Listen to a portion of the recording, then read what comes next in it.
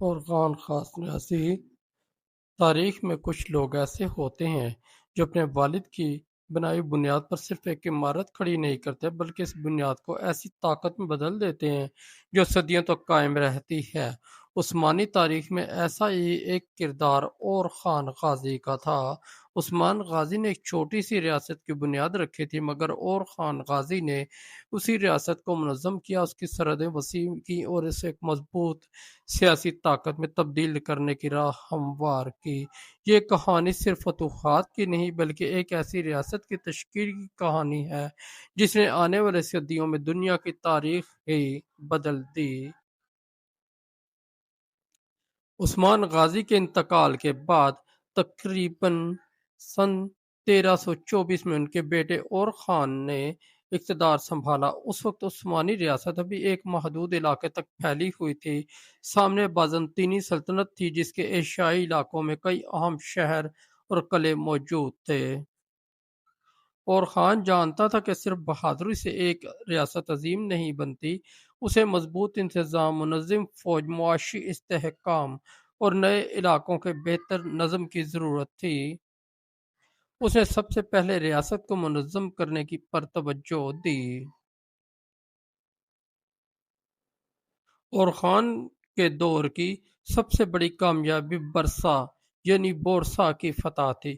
یہ شہر عثمان غازی کے زمانے میں محاصرے میں آ چکا تھا لیکن اس کی مکمل فتح اور عثمانی دارالحکومت بننا اور خان کے دور میں ہوا۔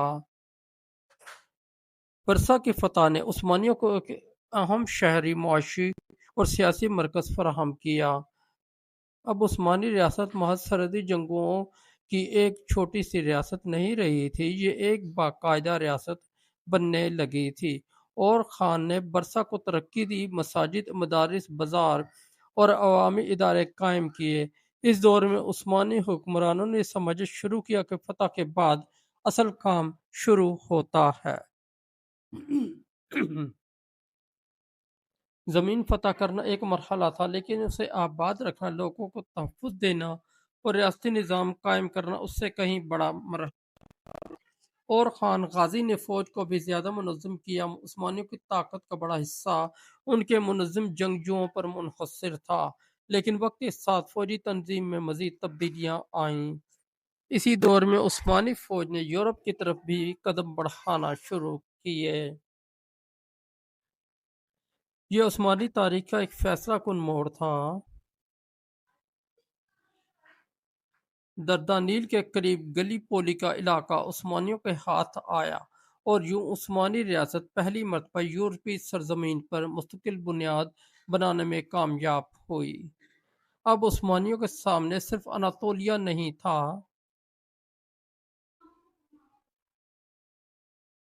یورپ کے دروازے بھی کھل چکے تھے۔ یہ پیش قدمی بعد کے عثمانی سلاطین کے لیے ایک انتہائی اہم ثابت ہوئی، اور اگر اور خان کے دور میں یورپ میں قدم نہ جمتا تو شاید آنے والی عثمانی فتوحات کا راستہ اتنا آسان نہ ہوتا۔ اور خان صرف سپہ سالار نہیں تھا، اس نے ریاست کے اندر بھی ایسے کئی اقدامات کیے جنہوں نے عثمانی حکومت کو مضبوط بنایا۔ مدارس قائم کیے گئے، عدالتی اور انتظامی نظام بہتر ہوا اور ریاستی ادارے مضبوط ہونے لگے۔ کہا جاتا ہے کہ اور خان کے دور میں عثمانی ریاست نے قبائلی طرز کی حکمرانی سے نکل کر ایک زیادہ منظم ریاستی شکل اختیار کرنا شروع کر دی۔ یہ تبدیلی بہت اہم تھی کیونکہ ایک چھوٹی ریاست کو طاقتور بنانا اور ایک ایسی ریاست بنانا جو نسلوں تک قائم رہے، دونوں الگ چیزیں ہیں۔ اور خان نے دوسری چیز کی بنیاد مضبوط کی، لیکن تاریخ صرف کامیابیوں کا نام نہیں۔ اور خان کے دور میں بھی جنگیں، مشکلات اور سیاسی چیلنجز موجود تھے۔ بازنطینی سلطنت اندرونی مسائل کا شکار تھی لیکن اس کا وجود ابھی ختم نہیں ہوا تھا۔ عثمانیوں کو ایک طرف مقامی طاقتوں کا سامنا تھا اور دوسری طرف بازنطینی سیاست کے پیچیدہ حالات کو سمجھنا پڑتا تھا۔ اور خان نے صرف تلوار پر انحصار نہیں کیا، سیاسی تعلقات اور شادیوں کے ذریعے بھی اپنے اثر و رسوخ کو بڑھایا۔ یہ وہ دور تھا جب عثمانی حکمران سمجھ رہے تھے کہ سلطنتیں صرف میدان جنگ میں نہیں بنتیں، کبھی ایک معاہدہ وہ کام کر دیتا ہے جو ہزاروں تلواریں نہیں کر سکتیں۔ اور خان کی حکمرانی میں ریاست کا دائرہ مسلسل بڑھتا گیا، لیکن سب سے بڑی تبدیلی ذہنوں میں آئی۔ عثمانی اب خود کو صرف ایک چھوٹی سرحدی طاقت نہیں سمجھ رہے تھے، ان کے سامنے ایک بڑا مستقبل تھا۔ ایک ایسی ریاست کا تصور ابھر رہا تھا جو اناطولیہ اور یورپ دونوں میں اپنی جگہ بنا سکتی تھی۔ اور خان غازی کے دور میں عثمانی ریاست نے جو ادارے، علاقے اور فوجی بنیادیں حاصل کی، بعد میں مراد اول، بایزید اول، محمد فاتح اور دیگر عثمانی حکمرانوں کے لیے راستہ بنی۔ بالآخر اور خان غازی نے تقریباً 3 دہائیوں سے زیادہ عرصے تک حکومت کی اور 1362 کے قریب ان کا انتقال ہوا۔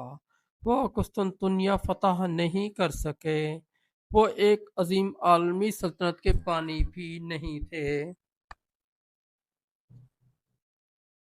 لیکن شاید ان کا اصل کارنامہ اس سے بھی زیادہ بنیادی تھا۔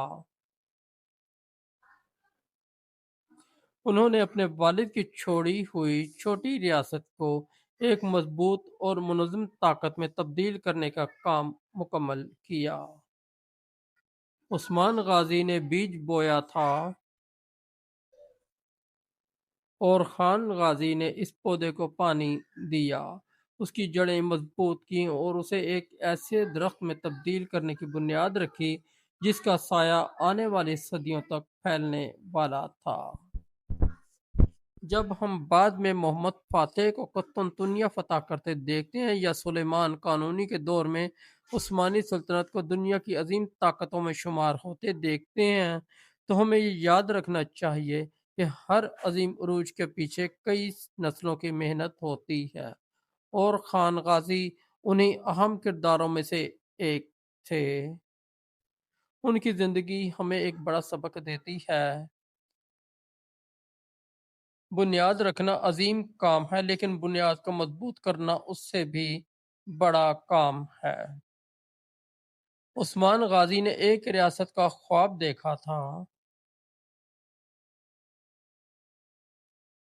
اور خان غازی نے اس خواب کو نظام، نظم اور وسعت دی، اور یہی وہ مرحلہ تھا جہاں عثمانی ریاست نے اپنی چھوٹی سرحد سے نکل کر ایک ایسے سفر کا آغاز کیا جو آگے چل کر اسے دنیا کی عظیم ترین سلطنتوں میں شمار کرنے والا تھا۔ یہ صرف اور خان غازی کی کہانی نہیں تھی، یہ ایک ریاست کے سلطنت بننے کی ابتدا تھی۔